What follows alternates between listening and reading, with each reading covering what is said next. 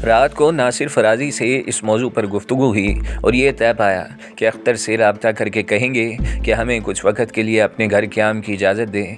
घर में ये न बताए कि हम किस लिए आए हैं और सना को यही कहे कि हम इसके दोस्त हैं जो क़याम के लिए पहुँचे हैं। इसके लिए अख्तर हुसैन से मिलना बहुत ज़रूरी था। हमीदुल्लाह को हमने ये ड्यूटी सौंपी कि वो अख्तर हुसैन के घर जाए और हमारा ये पैगाम दे और कहे कि हम इससे मिलना चाहते हैं। चुनांचा हमीदुल्लाह बाहर रवाना हो गया। अख्तर इसके साथ साथ हमारे पास आ गया। चेहरे पर वही फ़िक्र मुंजमद नज़र आ रही थी। आने के बाद बोला, मैं तो ये समझता था कि शायद आप लोगों ने मेरे मसले में रिस्क ना लेने का फ़ैसला किया है। नहीं, हमने आपके मसले में हिस्सा लेने का फ़ैसला किया है। आप ना लेने की बात कर रहे थे। बहुत बहुत शुक्रिया, लेकिन मैं एक अर्ज़ करना चाहता हूँ, यही कि हम अपने हर फ़ेल के ख़ुद ज़िम्मेदार होंगे। काश मेरे घर में आपको कोई नुकसान न पहुँचे। अच्छा, अब इन बातों को छोड़िए मिस्टर अख्तर, एक बात बताएं, हम आपको हसन कहें या अख्तर, यह आपकी मर्ज़ी है। मेरा ख़्याल है कि अख्तर ज़्यादा अच्छा लगता है। आज तकरीबन 4 बजे हम एक सूटकेस के साथ आपके घर पहुँचेंगे।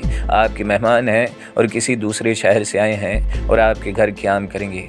बहुत बहुत शुक्रिया। नाम मालूम कर सकता हूँ आपके? जमील और नासिर। बहुत बहुत शुक्रिया आप लोगों का। आप तशरीफ़ ले आइए, इससे ज़्यादा खुशी की बात क्या होगी मेरे लिए। उसने कहा, कोई और ख़ास बात तो नहीं? हमीदुल्लाह को हमने तमाम सूरत-ए-हाल बताई और कहा, हो सकता है कि हम कुछ दिन तक दफ्तर न पहुंच सकें। एक केस है जिस पर काम करना है। हमीदुल्लाह को भला क्या एतराज़ हो सकता था। इसे ज़रूरी हिदायत देकर हम लोग बाहर निकल आए। बाज़ार से कुछ ख़रीदारी की।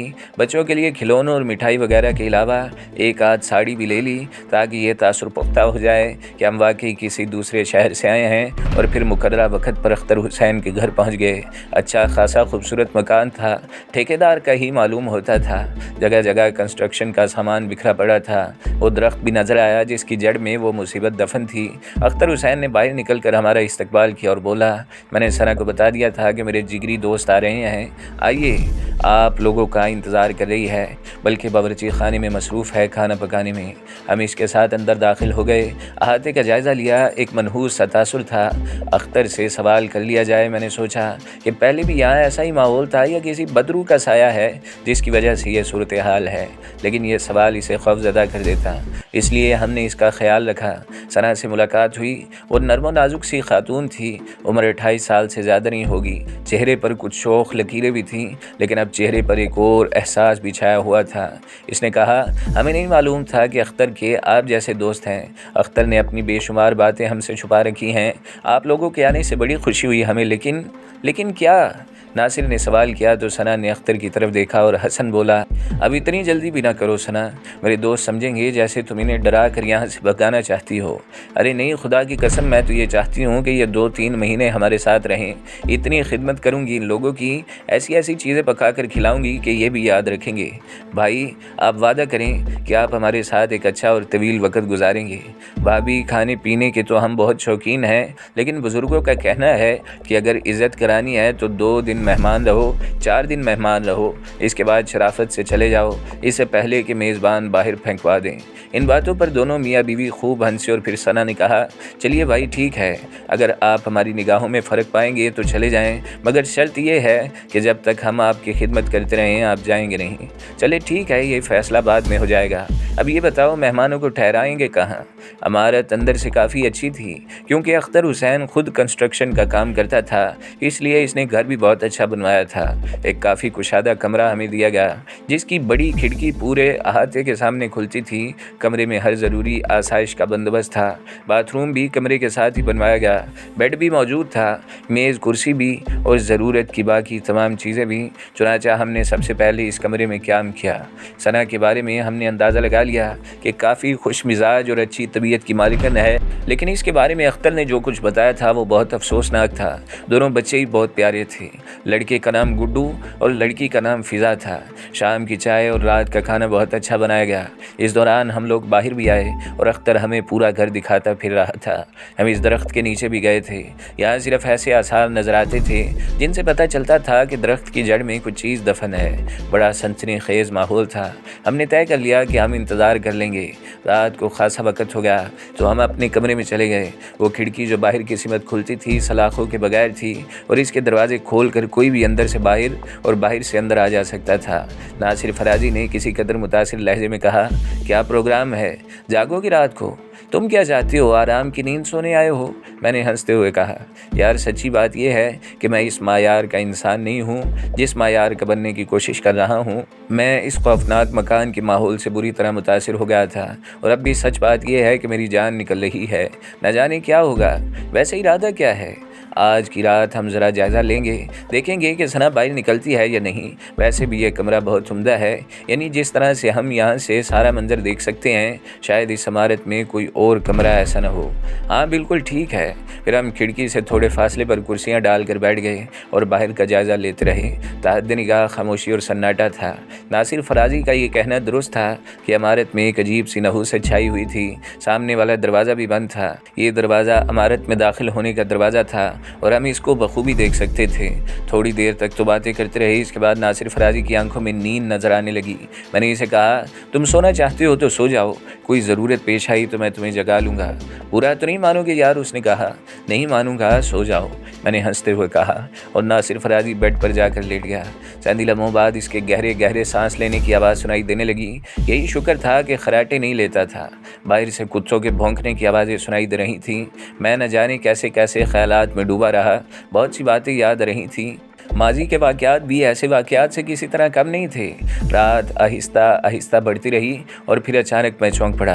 मैंने देखा सामने का बंद दरवाज़ा खुला और इसके बाद मेरी तमाम दिलचस्पियाँ शिद्दत के साथ इस मंजर में मुंतकिल हो गईं जो मैं देख रहा था। दरवाजे से सना बाहर निकली। वो शब ख्वाबी का लिबास पहने हुए थी, दोनों हाथ सामने किए हुए चल रही थी। बाल किसी छतरी की मानित खड़े थे। चेहरा आगे की तरह दहक रहा था। ज़ुबान बाहर निकली हुई थी। चलने का अंदाज बेहद भयानक था। मैं इसे ही देख रहा था कि दरवाजे से कोई और भी बाहर निकला और मैंने इसे पहचान लिया। वो मुसीबत का मारा अख्तरी था जो अपनी आग में जल रहा था। इस पर जो क़यामत टूटती थी इसने इसके दिन रात हराम कर दिए थे। जाहिर है जिसका घर उजड़ रहा हो वो सुकून की नींद तो नहीं सो सकता। इन हालात में कि मैं इसकी मुश्किल दूर करने यहाँ आया था, सुकून की नींद सोते रहना या फिर इसे नज़रअंदाज करना एक गैर इंसानी अमल था। मैंने नासिर फराजी की तरफ देखा तो वो मस्त नींद सो रहा था। मेरे होंठों पर मुस्कुराहट फैल गई। वो भी मज़े की चीज़ था। बुज़दिल, डरपोक और हालात से खौफज़दा होने वाला, लेकिन अपने आप को 30 मार खान समझता था। इसे जगाना बिल्कुल गैर मुनासिब समझकर मैं खामोशी से कमरे से बाहर निकल आया। ऐसे में अख्तर को सहारा देना बेहद ज़रूरी था और फिर जो कुछ इसने कहा था इसकी तस्दीक हो रही थी। मैं चंद लम्हों बाद इसके करीब पहुंच गया। इसे फ़ौरन ये एहसास हो गया कि इसके हक़ में कोई है। दूसरे ही लम्हे वो मेरे करीब आकर मुझसे लिपट गया। वो बुरी तरह कांप रहा था। कुछ बोलना चाहता था लेकिन आवाज़ हलक में फंस गई। मैंने इसे सहारा देते हुए सरगोशी की, हसन हौसला रखो, हौसला रखो। वो इसने उंगली से सना की जानिब इशारा किया। हाँ मैंने इसे देख लिया है, तुम यही रहो, मैं इसे करीब से देखता हूँ। मैंने इसे एक दरख्त की आड़ में खड़ा किया और वहाँ से आगे बढ़ गया। इस वक्त दिल में कोई एहसास, कोई ख्याल नहीं था, लेकिन पता नहीं क्यों एक हिम्मत थी। आप ये बात मुझसे बेहतर जानते हैं कि मैं कोई आमिल नहीं था। बस तजस्सुस ने मुझे इस मुकाम पर ला खड़ा किया था और मैं इस मामले में मुलव्वस हो गया था। मैं सना के करीब पहुँच गया। वो इस दरख्त की आड़ में बैठ गई थी और बिल्लियों की तरह ज़मीन खोद रही थी। इसने ज़मीन खोद कर मुजस्मा निकाल लिया। इसे दरख्त की जड़ में एक बुलंद जगह पर रखा और इसके सामने दो जानू बैठ गई। मेरे सामने खौफ और हैरत के दरवाजे खुलते गए। मैंने मुजस्मे का हुजम बढ़ते हुए देखा, यहाँ तक कि वो भयानक चेहरा मेरे सामने एक इंसानी जिस्म के बराबर हो गया। लेकिन वो सना को देखने के बजाय अपनी खूनी निगाहों से मुझे देख रहा था। इसने भारी लहजे में कहा, कौन है ये, किसे साथ लाई है? इसके इस अल्फाज पर सना ने गर्दन घुमाकर मुझे देखा और फिर गुर्रा कर बोली, कौन है तू? कहाँ से आ मरा है कमबख्त? तेरे बारे में जानना चाहता हूँ कि तू कौन है। मैंने कहा, बताएं इसे अपने बारे में जोगेश्वर ज्ञानी। सना की आवाज़ में मर्दानापन था। मार ससुरे को ख़त्म कर दे, इस शख्स ने कहा और अचानक ही सना खड़ी हो गई। मेरी समझ में नहीं आ रहा था कि मैं क्या करूं। अचानक ही मुझे अपने शानों पर कोई चीज़ महसूस हुई। यूँ लगा जैसे कोई कपड़ा सा मेरे कांधे पर आ गिरा हो और फिर वो फिसलता हुआ मेरे बदन पर नीचे आ गया। ये एक ऐसा अमल था जिसका मैं तसव्वुर भी नहीं कर सकता था। ये सुरख लिबादा था जिसने सर से पाँव तक मुझे ढांप लिया और अब मैं सुरख लिबादे में मलबूस इसके सामने खड़ा था। इधर सना ने अपने हाथ सीधे कर लिए थे। इसकी उंगलियां लंबी होने लगीं, लंबी और लचकदार, जिनके सिरे सांपों के मुंह बन गए थे और इन सांपों की जुबानें लहरा रही थीं। ये लहराते हुए लंबे सांप मेरी तरफ बढ़ रहे थे। यहाँ तक वो मेरे करीब पहुँच गए, लेकिन अचानक ही मेरे दोनों हाथ ऊपर उठे हुए और मैंने इन सांपों को पकड़ा तो वो मेरे हाथों में तिल मिला रहे थे और मुझे इनसे कोई खौफ महसूस नहीं हो रहा था। इन तमाम कामों में पहली बार सुरख लिबादे की अफादियत मुझ पर वाज़ेह हुई थी। ये सब कुछ बेमकसद नहीं था, मुझे सौंपा गया था। ये सुरख लिबादा अचानक ही मुझ तक पहुँचाया गया था। सांपों को मुट्ठियों में पकड़ना, दफतन मैंने एक ज़ोरदार झटके दिए और इसके साथ ही सना के दोनों बाजू इसके शानों के पास से उखड़ गए। इससे खून के फुआरे बुलंद हो रहे थे और ये दोनों बाजू सांपों की शक्ल में मेरे हाथ में मौजूद थे। मैंने इन्हें घुमा घुमा कर दूर फेंक दिया।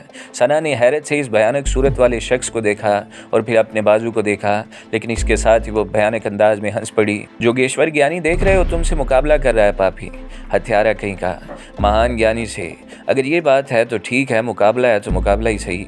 मैंने अब भी कुछ नहीं कहा, बस खामोश खड़ा हुआ था कि अचानक इस भयानक शक्ल के आदमी ने, जिसका नाम जोगेश्वर था, दो चुटकियों में कुछ चीज़ उठाई और इस तरह फेंकी कि इसके बाजुओं से बहती हुई खून की धारें बंद हो गईं। फिर देखते ही देखते वहाँ से दूसरे बाजू नमदार हो गए। सना ने अचानक ही रक्स के अंदाज में घूमना शुरू कर दिया। अब वो तेज़ी से अपने इन बाजुओं को जुम्बश दे रही थी। इसके दोनों बाजू शाएँ शाएँ की आवाज़ों के साथ फ़िज़ा में गर्दिश कर रहे थे और फिर एक ही लम्हे के अंदर अंदर इसके बाजुओं में कुछ चीज़ नमदार हो गई। ये लातादाद परिंदे थे जो गोते लगाकर मेरे सर पर पहुंच गए। इनकी चूंचें लंबी और आंखें सुरख थीं। मैंने सोचे समझे बगैर हाथ बुलंद किए और अचानक वो परिंदे फुचाक की आवाज़ के साथ फ़िज़ा में फटने लगे और इसके खून के छींटों से ज़मीन का ये हिस्सा सुरख हो गया था। परिंदे घबरा कर ऊँचे उठने लगे और जोगेश्वर की खौफनाक आवाज़ सुनाई दी, ऐसा नहीं मानेगा ये हम्बूरा। और देखते ही देखते ज़मीन पर एक स्याह रीछ जैसा इंसान नमदार हो गया। इसका चेहरा फुटबॉल की तरह गोल और बहुत खौफनाक था। शक्ल बिनमाने से मिलती जुलती थी। पहले वो चारों हाथ पाँव से चलता हुआ जोगेश्वर के पास पहुंचा और इसके पैरों के तलवे चाटने लगा। फिर सीधा खड़ा हो गया। देख ले हम्बूरा, इस हराम खोर को, ये कौन है? और अचानक ही इस खौफनाक शक्ल के नमूदार होने वाले शख्स ने कहा, सुरख लिबादे में लिपटा हुआ ज्ञानी, पता नहीं, पर एक बात, हमें इससे झगड़ा नहीं करना चाहिए। इससे झगड़ा किया तो मारे जाओगे। सुरख लिबादे का दास है ये ज्ञानी जी, दया रे दया।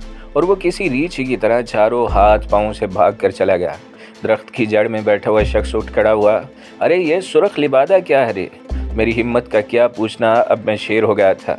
मैंने हाथ फैलाए और अपनी जगह से आगे बढ़ा तो वो भयानक सूरत वाला आदमी उछल कर खड़ा हो गया और दोनों हाथ जोड़ कर बोला, ना ज्ञानी ना, हम पागल नहीं, जोगेश्वर है हमारा नाम, जोगेश्वर ज्ञानी। बस इसने हमें निकाल लिया था और कैदी बना लिया था। इसके मर्द के बारे में बात कर रहे हैं हम। ये हमें अच्छी लगी है और हमने सोचा कि चलो अच्छी छोकरिया है, थोड़ा सा मन लगा ले इससे। पता नहीं तुम कहाँ से आ गए।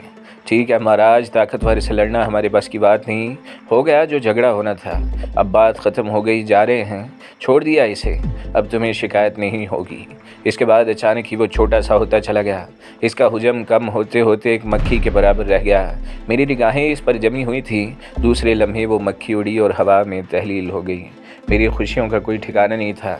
बता नहीं सकता आपको कि मेरे अंदर कैसी कैसी कुव्वतें बेदार हो गई थी। इधर सना वहीं सर झुकाकर बैठ गई थी। लगता था जैसे वो ऊँघ रही थी। हालात कुछ बेहतर नजर आते थे। मैंने बड़े एहतराम के साथ अपने वजूद पर से सुरख लिबादा उतारा और फिर बड़े आराम से लपेट कर अपने बाजुओं पर लटका लिया। ये तो एक ऐसी चीज़ थी जिससे न जाने क्या क्या काम ले सकता था। इस तोहफे को मैं किसी तौर नहीं भूल सकता था। बहरहाल मैं वापस पलटा और मैंने अख्तर की जानिब रुख करके देखा, मगर यहाँ अख्तर बड़ी दिलचस्प कैफियत में पड़े हुए थे। इसका सर नीचे था और पाँव ऊपर। गालबन ये मनाजिर उन्होंने देखे होंगे और इसके नतीजे में मुर्गा बन गए। अभी मैं इन्हें सीधा कर ही रहा था कि अपने अकब में कदमों की आवाज़ सुनी थी तो सना साहिबा चली आ रही थी। काफ़ी परेशान थी, चौंक कर बोली, अरे इन्हें क्या हो गया? कुछ नहीं, बस टहलते टहलते सोने के लिए लेट गए हैं। टहलते टहलते? हाँ, रात को चहलकदमी करने निकले थे हम दोनों। ये यहाँ आए और गहरी नींद सो गए। लेकिन आप यहाँ क्या कर रही हैं भाभी जान? सना के चेहरे पर खौफ के आसार नमदार हो गए। इसने फटी फटी आंखों से चारों तरफ देखा और बोली, अरे मैं यहाँ कैसे आ गई? अल्लाह रहम करे, क्या मुझे भी सोने में चलने की आदत है? ऐसा ही लगता है। आप यहाँ रुक कर इन्हें देखें, मैं ज़रा नासिर फराजी को बुलाता हूँ, हम दोनों इन्हें साथ ले चलेंगे। नासिर फराजी को उठाना बेहद मुश्किल साबित हुआ था। जागते ही दहशत ज़दा लहजे में बोला, आ गई? अभी नहीं आई, बाहर खड़ी आपको बुला रही है। हैं कौन? जिसका आप इंतज़ार कर रहे थे। मैंने कहा, मैं? अबे उठ यार, फजूल बातें कर रहा है, आओ ज़रा बाहर चलें। वक़्त क्या हो रहा है? उसने कहा, बहुत बुरा वक़्त है, शराफत से चलो वरना क्या फ़ायदा, गर्दन पकड़ कर बाहर ले जाऊंगा। मगर कहाँ? उसने कहा। जहन्नम में। क्या ख्याल है, कैसी जगह है? मैंने सवाल किया और नासिर फराजी अपने सर को दोनों हाथों में पकड़कर ज़ोर ज़ोर से हिलाने लगा। फिर बोला, क्या बात है यार? मेरा ख्याल है कि मैं कुछ फजूल बातें कर गया हूँ और मुसलसल किए जा रहा हूँ। नहीं, मैं समझा नहीं। उसने कहा। आओगे या अभी यहीं समझा दूँ? बमुश्किल तमाम इसे यहाँ लाया। इधर बेचारी सना परेशान वहीं बैठी हुई थी। गालबन अख्तर हसन साहब भी होश में आने के लिए तैयार नहीं थे। यहाँ पहुँचकर नासिर फराजी ने हैरत से कहा, ये यहाँ क्या कर रहे हैं? चांद कलाबाजियाँ खा रहा था। हम सब बाहर चहलकदमी कर रहे थे, सोचा कि तुम्हें भी यहाँ ले आएं। मैं ये अख्तर, वो जो कहते हैं ना मीर की ज़ुबान में, अभी टिक रोते रोते सो गया है। चलो अंदर ले चलें। भाई आप इन्हें संभाल कर लाएं, मैं बच्चों को देखती हूँ। सना अब बिल्कुल ठीक हो गई थी। वो अंदर चली गई तो नासिर ने कहा, यार तुम्हें अल्लाह का वास्ता बता दो, ये सब क्या ड्रामा है? ड्रामा तो हो चुका बेटे, अब ये ड्रॉप सीन है। यानी हम लोग बड़े बुजुर्ग बन गए हैं और बड़े कामयाब हो गए हैं अपने मामले में। अफसोस इस कमबख्त खोपड़ी को किसी मैकेनिक के हवाले कैसे करूं जो इसे ठीक कर दे। कोई बात ये समझ में नहीं आती। उसने कहा, समझा देंगे, पहले इस शरीफ आदमी को अंदर ले चलो, मैंने कहा। और इसके बाद बड़ी मुश्किल से हम बेहोश अख्तर हसन को लेकर अंदर आए। सना बेचारी बहुत परेशान थी। इसे अब तक सूरत हाल का कोई अंदाज़ा नहीं हुआ था और वो इस बात पर अब भी हैरान थी कि वो आखिर बाहर कैसे पहुँच गई। लेकिन दूसरी सुबह जब अख्तर हसन को होश आया तो इसने सबसे पहले हमारे कमरे की जानिब दौड़ लगा दी और अंदर आकर दरवाज़ा बंद कर लिया। फिर हाँफता हुआ बोला, क्या हुआ? रात को जो कुछ मैंने देखा वो? दोस्त, मुबारकबाद के अलावा और क्या कहा जा सकता है? तुम्हें मुबारक हो। सना अब बिल्कुल ठीक है। आराम से अपना कारोबार शुरू कर दो। अल्लाह ने तुम पर फजल कर दिया है। वो एक बड़ी बला थी जो तुम पर नाजिल हो गई थी और अब वहाँ कुछ भी नहीं होगा। कान पकड़कर भाग गई है वो। खुदा की कसम मैंने आपको देखा था शाह जी। आप अचानक ही अजीब रूप इख्तियार कर गए और इसके बाद ही ये सब कुछ ठीक हो गया। मैं भी इसी वक्त ठीक हुआ था, अख्तर ने मस्खरेपन से कहा और मैं हंसने लगा। इसके बाद हम लोग वहाँ से वापस आ गए। ज़िंदगी में जो कुछ किया था वो माजी की कहानी बन गई थी और सच्ची बात है, कुछ जज्बाती लम्हे ही होते हैं जो इंसान की किस्मत का फ़ैसला कर देते हैं। अगर इन लम्हों पर काबू पा लिया जाए तो तारीख़ें बदल जाती हैं। मैं भी अपनी ज़िंदगी ख़त्म कर चुका था, लेकिन शायद कुदरत ने मुझे माफ़ कर दिया था और नई ज़िंदगी दे दी थी। और फिर इसके बाद राहें बदल गईं और मेरे शानों पर जिम्मेदारियां डाली जाने लगीं। शायद ये फ़ैसला किया गया था मेरे लिए आसमान से कि मैंने इस फ़ैसले को कबूल कर लिया था।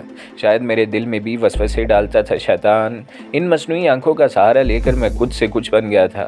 हर तरह का जुर्म कर सकता था, करोड़ों रुपए कमा सकता था, लेकिन मैं दोबारा जज्बाती नहीं होना चाहता था। ये चंद दोस्त मिल गए थे और सबसे बड़ी बात यह थी कि मुझे वो करामाती लिबादा अता कर दिया गया था जो बहुत ही मुश्किल का हल था। आंखों वाली कहानी तो एक साइंसी तजुर्बे से मुंसलिक थी, लेकिन बाद में मेरा मनसब बदल गया। शायद कुदरत ने मुझे नई ज़िंदगी इसीलिए अता की थी। मशगला भी बुरा नहीं था, बेहद पुरस्रार और सनसनीखेज़ वाक़यात से वास्ता पड़ा था। और हैरानी की बात यह थी कि कामयाबी भी हासिल होती थी। मैं क्या था? कुछ था और कुछ बन गया था।